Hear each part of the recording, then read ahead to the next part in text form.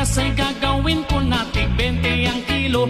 Ang lahat ng kalsada ipasisimento ko. Kahit hindi nasira ay ipapaayos ko. Ang lahat ng chismosa bibigyan ng trabaho. Mag-ipon lang ng chismis at sasahod na kayo. Ang lahat ng bungal may libre na pustiso. Ang mga walang bisyo may libreng sigarilyo. Pati ang mga tambay ay pasasahurin ko. Basta wag lang umabsent dyan sa tambayan ninyo. Inyong binoto, gaganda ang buhay nyo. Ang bigas ay gagawin ko na tig 20 ang kilo. Papunta sa bahay nila Pangulong Bongbong Marcos at Speaker Martin Romualdez mag-insert o magpasok ng 100 billion worth of projects sa BICAM. Sana po ay hindi nila ako mapatay bago ko mailabas ang lahat. Ginawa ko lang ang utos sa akin, pero ngayon, handa na akong harapin ang lahat. Ginagamit ng administrasyon ang buong resources ng bansa para tumahimik ako. That he will shoot me if I will talk.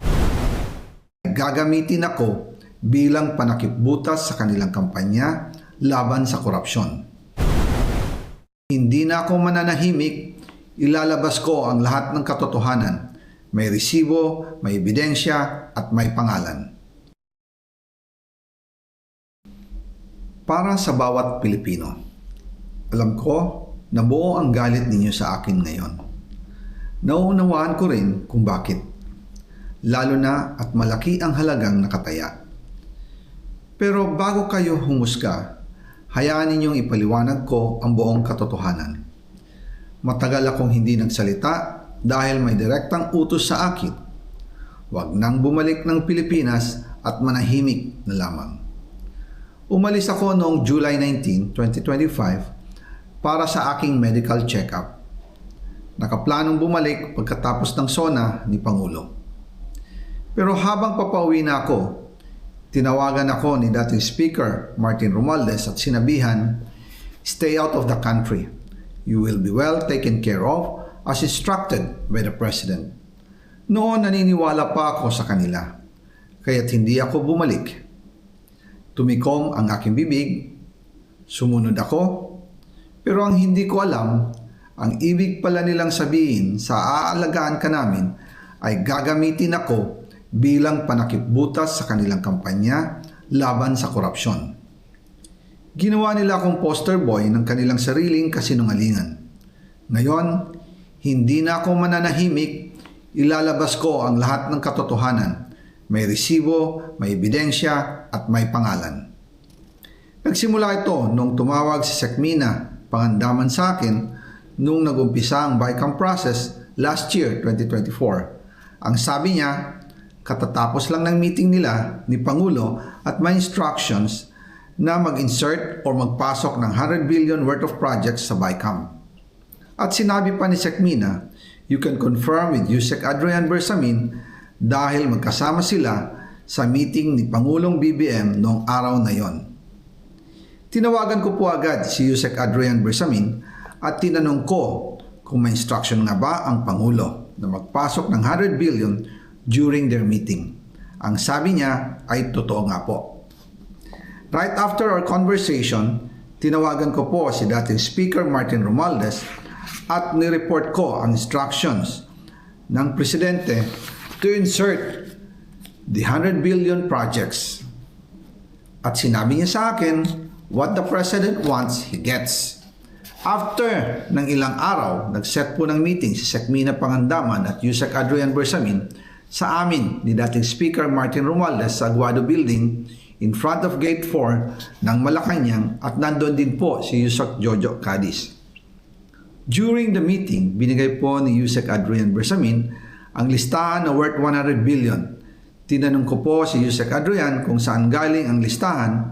Ang sagot niya, galing kay PBBM mismo at binigay niya ito mula sa brown leather bag. Nung sinabi po ni Yusek Adrian Bersamin, yung brown leather bag, naalala ko noong nasa Singapore kami right after the elections of May 2022 sa Hilton Hotel, kami ni dating Speaker Martin and PBBM habang pauwi at pabalik ng Pilipinas, Hinabol ng PSG ang brown leather bag at ang sabi ni PBBM, maiwan na lahat, wag lang ang brown leather bag. Kaya naniwala ako na utos talaga ito ng Pangulo. Pagkatapos ng ilang araw, I informed sina dating Speaker Martin Romualdez, Sekmina Pangandaman, Yusek Adrian Bersamin, and Yusek Jojo Cadiz na kung pwede 50 billion lang ang ipasok sa program funds dahil sobra ang DPWH funds versus sa DepEd. In practice, hindi pwede na mas malaki ang budget ng DPWH kaysa edukasyon. And yung balance na 50 billion, ilagay na lang sa unprogram funds for the 2025 budget. Dahil Office of the President din ang nagre-release ng lahat ng unprogram funds. Pagkatapos ng isang araw, tinawagan ako ni Sekmina at sinabi ang mensahe ng Pangulo, ipasok ninyo yan dahil pinangako na sa akin ni Speaker Martin yan at hindi na pwedeng baguhin. Kumbaga, ang utos ng hari hindi pwedeng mabali. Again, I informed the Speaker and asked clearance about the instructions ng Pangulo. At ang sabi niya, wala tayong magagawa. Kaya po nagtataka ako kung bakit sinasabi ni Pangulo na hindi niya makilala ang budget. Samantalang lahat na binawas at dinagdag sa mga ahensya ng gobyerno ay humihingi ng approval sa kanya si Sekmina Pangandaman. Pilipinas ay hawak lang ng dalawang tao. Hawak lang siya ni Congressman Zaldico at ni Congressman Martin Romualdez. Yan ang katotohanan. Halimbawa ko dito, medyo mahaba ito, kaya pagpasensyahan mo. Ang halimbawa ko dito, sa DepEd muna tayo. Sa Department of Education, noong taong 2023, merong 5 billion na inapprove para sa classroom construction. Nagulat ako kasi merong mga lumapit na miyembro ng House na humihingi. Hinihingi nila yung 5 billion, parte ng 5 billion na budget. Wala kasi akong experience sa ganyan.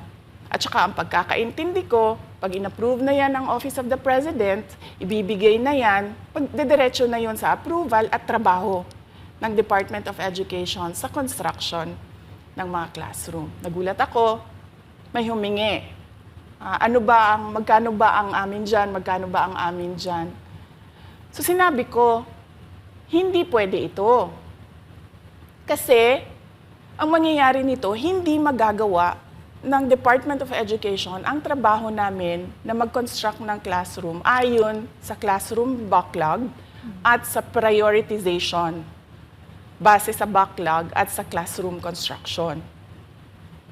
So, sinabihan ko yung isang congressman, sabihan ninyo si Martin Romualdez na hindi pwede chap-chapin ang classroom construction na 5 billion.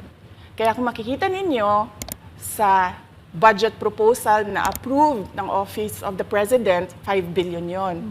Pero nung lumabas yung GAA o yung budget approved noong 2023, naging 15 billion siya. Dahil hindi nga ako pumayag na kunin yung 5 billion, dinagdagan nila ng 10 billion yung classroom construction ng Department of Education. Yung 10 billion na yon hindi kontrolado ng Department of Education. Controlled yon ni Congressman Zaldico at Congressman Martin Romualdez. Hindi ko na kailangan